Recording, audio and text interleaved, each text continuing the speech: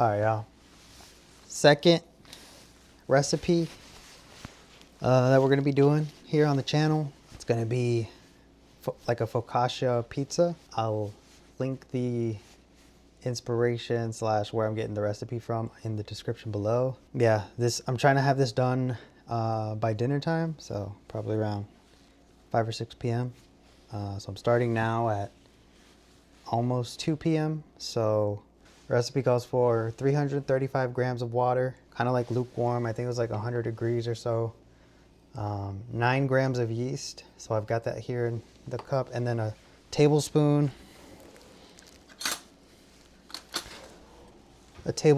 of bread flour, and then just mix it. Hopefully you guys can see that, but I just poured the yeast in there. Got like a tablespoon of flour, bread flour to be exact. And I'm just gonna mix it. And then while this kind of like sits here, it's pretty much like we're testing the yeast to see if it's good or, viable, I guess. And then I'm gonna let this sit while I mix the other dry ingredients in this bowl here. All right, that should be good. I'm just gonna let it sit there. Okay. So we're gonna go ahead and do that now. 450 grams of bread flour. All right, perfect. That's 450 right there. All right. Now let's weigh the salt really quick. So we need about 9 grams of salt. That's 11, too much. All right, so we got 9 grams of salt. I don't have kosher salt, so I'm using just regular table salt. And then it says to add the bread flour and the salt together.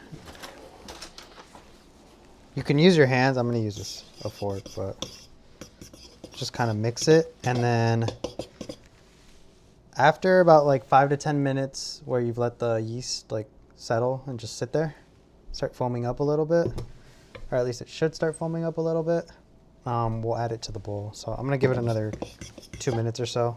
All right, next step is going to be to mix the yeast, the water, with the flour that we have in the bowl. Close enough, so we'll have our oil there.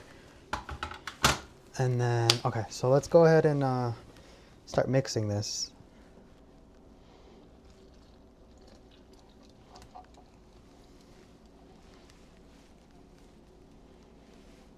Okay, that's most of it.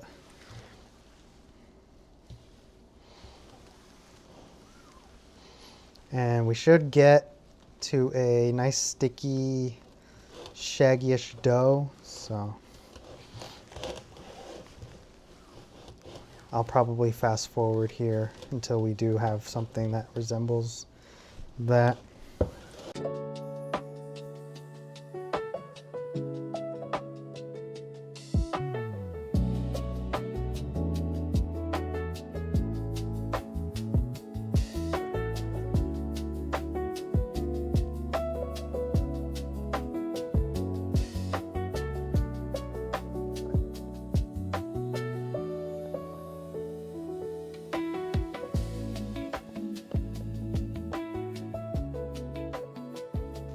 I think we're about there in terms of kind of like that sticky consistency that we want, like where it's like kind of sticky.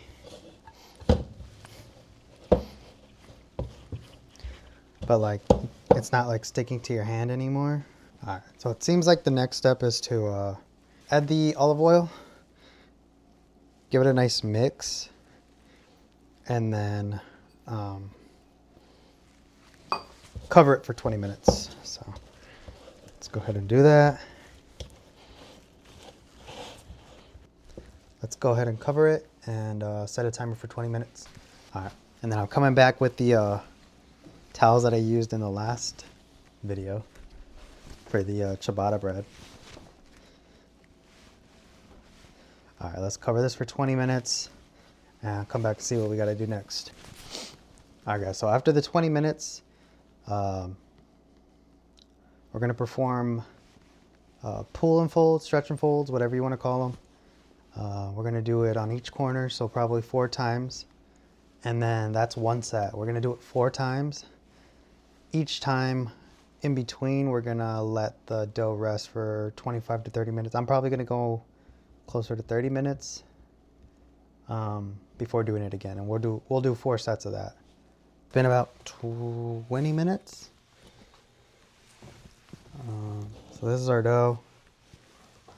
So what we're going to do, just grab a little bit,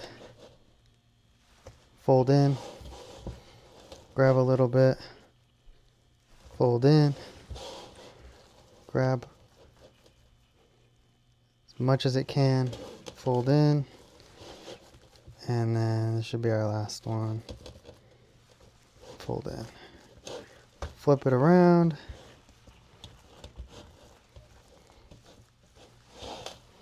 I'm gonna kind of tuck it in and then cover it again for another 30 minutes. And then that was our first set, so we'll do it 3 more times. Okay. All right, guys, just washed my hands. It's been 30 minutes.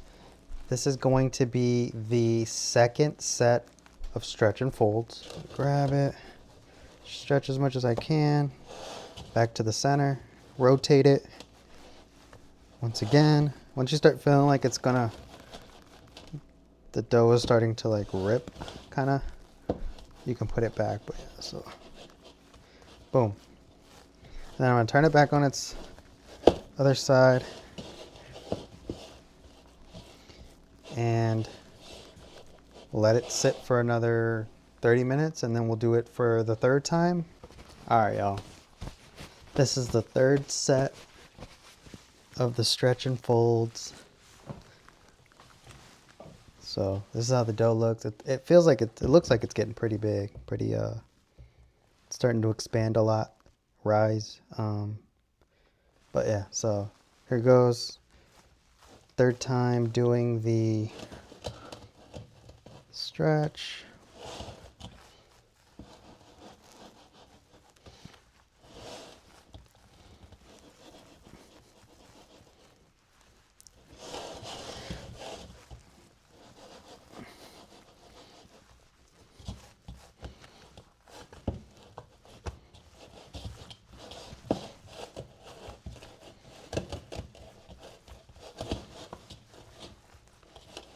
All right, so another 30 minutes, and then we'll do it again for the last time. This is what our dough looks like after 3 stretch and fold sets.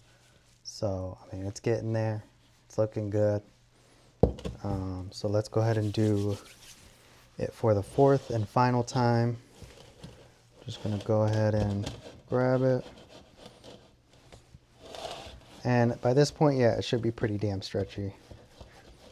Like, it shouldn't really rip. But obviously you do want to be careful still. So there you go. Okay, so there's my 4th stretch and fold set. I'm going to let it sit for at least 25 minutes, and then I'm going to move it over to this pan here. I still have to oil it, but I guess I could do that now. Yeah, let's cover this up and let it relax. Set that over here. We want a good amount of oil on here. I think that's good. I'll let that, I don't know, maybe I put it too early, but yeah. So there's some oil in here. After we let this sit for about 25 more minutes, we'll move it over, create some like dimples here, and then, or at least we'll stretch it. We'll at least stretch it. We'll let it sit in the pan for about an hour, and then we'll go from there. It should be pretty like, yeah, check this out. I know these are pretty popular, but these are actually really cool. It's a cheese grater, that you don't have to hold manually, like, you know, like do this. It's actually really convenient. So like it has a suction at the bottom and a lever that lets it like stick. See that? It has this grater here. It clips into place. And then you do that. Screw it in.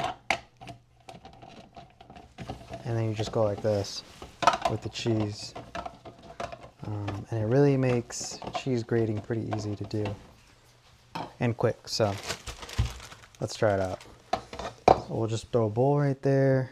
I need to cut my cheese, so BRB. All right, y'all, check this out.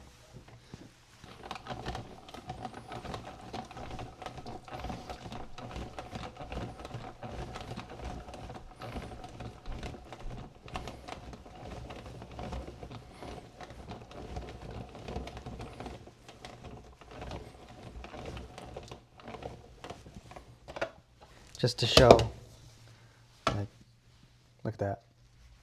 Shredded cheese, easy. There's another block. Yeah, really good purchase, actually. I don't know if it'll stand the test of time or how long it's gonna last, but so far it's holding up pretty well. It gets the job done, and it gets it done quick, you know? Like those like normal graters, they take forever, your hands hurt, but this makes things really easy.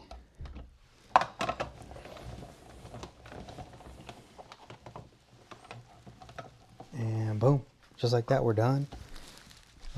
We got a bowl of cheese, and then when you're done, there's a button that you well, first you unlock it so that it can move. Button that you press that disengages it, and then this stays clean. You wash this,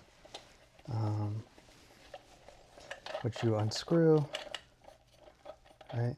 So like unscrew the lever so this stays clean, and then you wash. I might make a mess, but you wash this and then you wash this.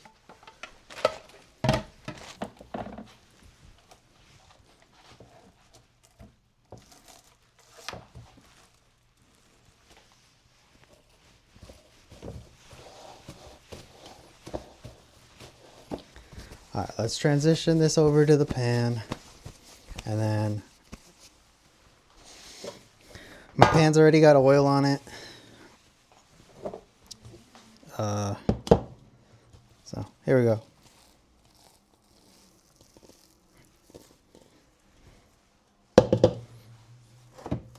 It's not really stretching very well, but I think I'm gonna try to stretch it as much as I can. Leave it in here and then stretch it again. All right, let's cover this up. But as you can see, it's not really stretching all the way, so we're gonna leave it for about 20 minutes and then we'll come back and do the same thing. We'll stretch it.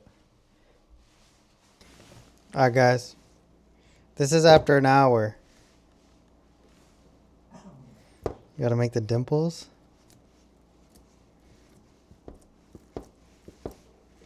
Now we gotta throw the cheese and the sauce. All right, let's do it for real.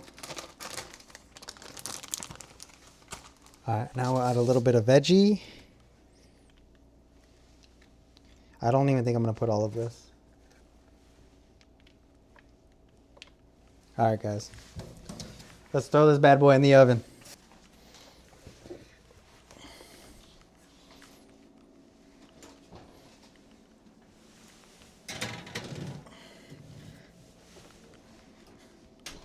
Pizza's currently broiling.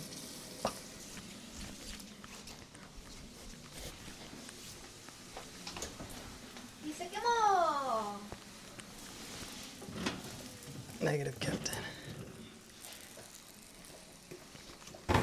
Check it out, guys. So it came out. You can hear it sizzle. Check it out.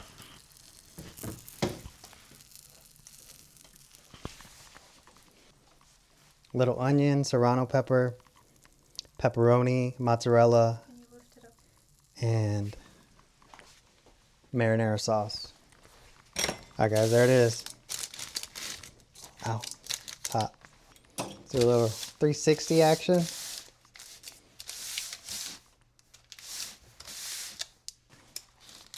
Woo!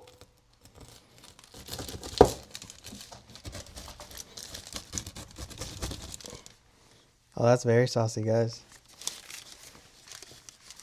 I might have overdid the sauce.